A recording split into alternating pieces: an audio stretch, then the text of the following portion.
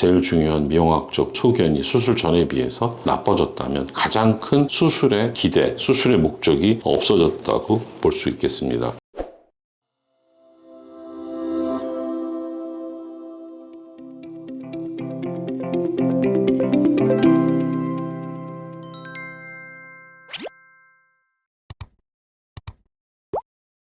안녕하십니까. 벨라조 원철TV의 산부인과 전문의 자칭 부인성형을 잘한다고 소개하는 원철입니다. 최근에 질성형에 비해서 점점 많아지고 있는 소음순 성형 중에 아마도 가장 많은 사례를 초래하고 가장 많은 재수술을 불러오는 결과 불만족 사례에 대해서 오늘 좀 다루도록 하겠습니다.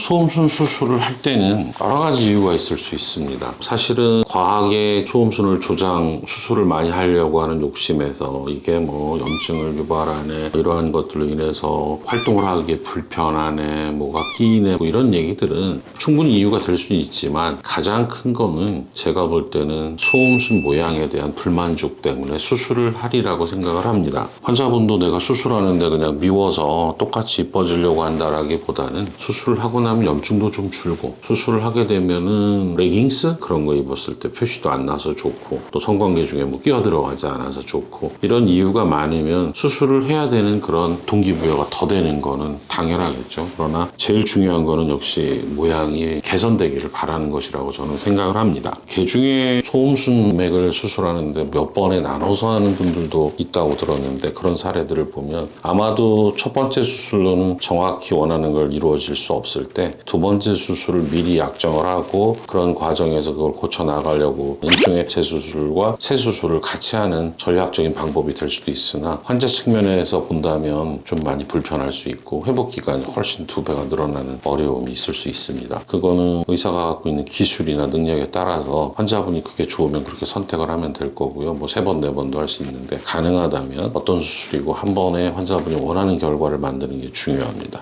좋은 미용학적 결과를 초래할 때 제가 중요하게 생각하는 것은 대칭성입니다. 우리가 소음순을 왜 수술하세요? 그러면 너무 넓어요? 튀어나와 있어요? 처졌어요? 젊게 늘어졌어요? 이런 표현들을 제일 많이 합니다. 근데 수술을 할 때 있어서 가장 중요한 거는 저는 대칭을 잘 이루는 겁니다. 대음순 안으로 소음순을 좀 짧게 절제해내고, 그리고 양측을 정확히 맞추고, 또 특히 소음순 하단부가 아닌 소음순 위쪽의 음액과 음액 포피 주위를 정확히 맞추지 못하면 어떤 사람이 봐도, 의사인 저희들이 보거나 환자 스스로가 거울을 통해서 보면 불만족할 수밖에 없습니다. 그래서 수술할 때 가장 신경 써야 되는 부분이 음액을 중심으로 해서 아래 위층의 대칭성입니다. 근데 이 대칭을 맞춘다는 것이 어느 정도 경험이 없으면 사실 쉽지는 않아요. 대칭을 맞추는 데 있어서 넓이와 면적도 중요하지만 두께도 반드시 고려를 해야 됩니다. 두꺼운 쪽은 넓고 넓은 쪽은 두껍습니다. 근데 이제 그런 것들에 대한 개념이 부족하면, 어떻게 보면 넓이는 맞춰졌는데 두껍다 보면 당연히 커 보이고 모양이 불만족스러울 수밖에 없습니다. 그래서 대칭을 중요하게 생각해서 수술을 해야 됩니다. 이런 대칭이 불만족한 분들은 좀 과하다 그러면 이미 원래 수술했던 선생님께서 다시 교정하려고 노력을 하겠지만, 이 정도 되면 환자분들은 되게 실망을 하는 경우가 많습니다. 그래서 다른 병원을 또 찾게 되는데, 제가 부탁드리고 싶은 거는 수술로부터 최소한 3개월, 또 그분이 수술한 그런 사례들에 대한 평가가 좋은 분이라고 하면, 예를 들자면 두꺼운 부분의 속을 덜어내서 대칭을 맞추려고 노력했을 경우에는 회복이 더딜 수 있습니다. 아무래도 그냥 잘라낸 쪽보다는 안 해도 제거를 한 쪽은 회복 시간이 늦을 수 있어요. 제가 해도 그럴 수 있습니다. 그러면 그러한 경우에는 기본 3개월 정도가 지나면 환자분들이 자연스럽게 좋아지는 걸 느낄 수가 있습니다. 제가 소음순 수술하고 보통 한 달 됐을 때 80~90%가 회복된다고 저는 지금까지의 경험으로 환자분에게 설명을 하고 있고, 보통 3개월 정도를 지나면서 90% 이상 100% 가까이 회복이 된다고 봅니다. 개 중에 아주 드물게는 6개월까지도 봐야 되니까 재수술을 결정할 때는 최소한 3개월, 또 모양이 짝짝이라 다시 하고 싶어도 6개월 정도를 환자분이 기다려봄이 저는 마땅하다고 생각을 하는데, 6개월이 지나도 여전히 짝짝이게 해결되지 않고 수술해서 오히려 더 불만족이고 꼬맨 자국이 남았다든지 할 때는 당연히 그때는 수술을 다시 하기를 권합니다. 첫 번째 수술하신 분이 신뢰할 수 없거나 또는 결과가 너무 좋지 않고 수술 후에도 그래도 의사가 하는 일이니까 사람이니까 조금은 뭐 환자분과 어떤 의견이 일치가 되지 않았다고 하면 그런 부분은 잘 처리를 하려는 노력이 있는 선생님이면 오히려 그 선생님이 적합하나 무조건 기다려보세요. 좋아질 겁니다. 라고 하는데 좋아지지 않는다면 언제까지 기다려야 되냐? 저는 3개월, 길면 6개월을 관찰하시기를 권해드립니다. 또 한 가지 제가 비대칭으로 인한 문제를 말씀을 드렸는데 그건 어느 정도 수술 경험이 있는 분들은 충분히 극복할 수 있고 수술을 환자에게 만족하게 할 수 있습니다. 근데도 조금 문제가 되는 건 양측 대칭도 중요하지만 상하 대칭도 중요합니다. 여기서 중요한 음액을 중심으로 밑에, 음액을 중심으로 위에, 그 음액 포피 또는 밑에 소음순 전체 요거에 대한 비율이 중요하다고 생각합니다. 이 부분은 과거에는 그냥 소음순이 크다 그러면 큰 것만 뚝 잘라냈죠. 그러다가 이제 두께를 맞추기 시작했고 수술은 밑엔 잘했는데 위에 있는 주름들이 정리가 안 되면 조금은 남자 같은 모습, 남성의 성기와 유사한 형태를 갖게 됩니다. 그러려고 수술하시지는 않으니까요. 그러다 보면은 그쪽에 주름을 일일이 제거를 하는데 그렇다고 해서 그 주름을 여기 2개 있고 저쪽에 3개 있는 거를 하나하나씩 잘라서는 절대 대칭이 이루어지지 않습니다. 이건 수술하는 선생님들의 노하우이기 때문에 제가 이 자리에서 말씀드릴 수는 없지만 그 대칭도 굉장히 중요합니다. 단 음액 포피 옆으로 대음순과 소음순 사이 고랑을 지나는 신경과 혈관을 깊숙이 침범하면서 손상을 입은 경우에는 나중에 말씀드리겠지만 수술 후에 지속되는 통증이나 이상 감각을 초래할 수 있기 때문에 이 부분을 수술할 때는 굉장히 섬세하게 시술할 필요가 있습니다. 마지막으로 또 한 가지 더 수술은 했는데 한 표시가 너무 나는 분들이 있어요. 특히 수술한 그 봉합 자국이 울들두들하게 해서 꼭 톱니바퀴 같이 요새는 그런 분들은 많이 줄었습니다. 봉합을 잘 하면 되는 것에 대해서 봉합사 선택과 이미 학계에서 이런 얘기가 많이 됐고 저도 발표할 의사분들에게 처음 시작하는 분들에게 잘 설명을 하지만 조금은 가늘고 또 쉽게 녹는 그런 봉합사를 단면을 잘 안 거치게 수술을 하면 해결이 됩니다. 이러한 부분들은 제가 외래를 보면서 저희가 부인과다 보니까 부인성형 외에 다른 환자 왔을 때 보면 딱 보면 금방 압니다. 물론 일반인들이 알지 모르겠으나 수술이 잘못됐다고 느끼는 경우가 있으면 어떨 때는 그 정도로 톱니바퀴처럼 보일 정도면 그냥 제가 막 해주고 싶을 때가 있습니다. 이런 걸 전공으로 하는 사람 입장에서 보면 너무 답답한 일이죠. 이것은 병원에서 소음순 수술을 얼마나 많이 하고 좋은 결과를 갖고 있느냐 그런 걸로 판단하셔서 가는 게 가장 안전한 방법이라고 생각을 합니다.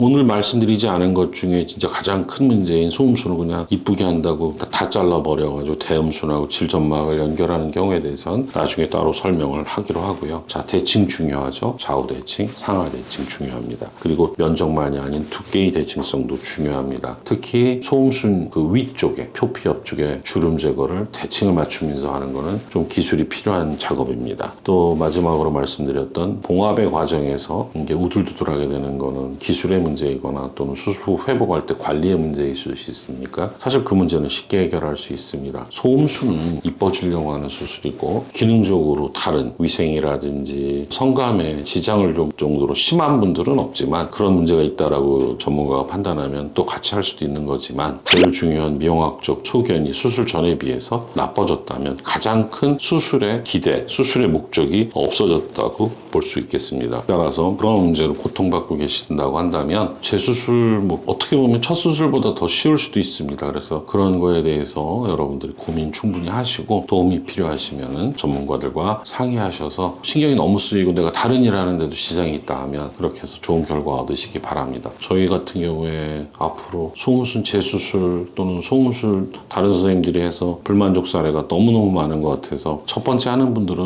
뭐 조금 경험이 있는 분들이 하고 재수술 꺼려 하시는 분들이 사실 많거든요. 그 부분은 제가 많이 관심을 갖고 진행을 해볼까 합니다. 여러분들이 관심 가져주시기 바랍니다. 감사합니다.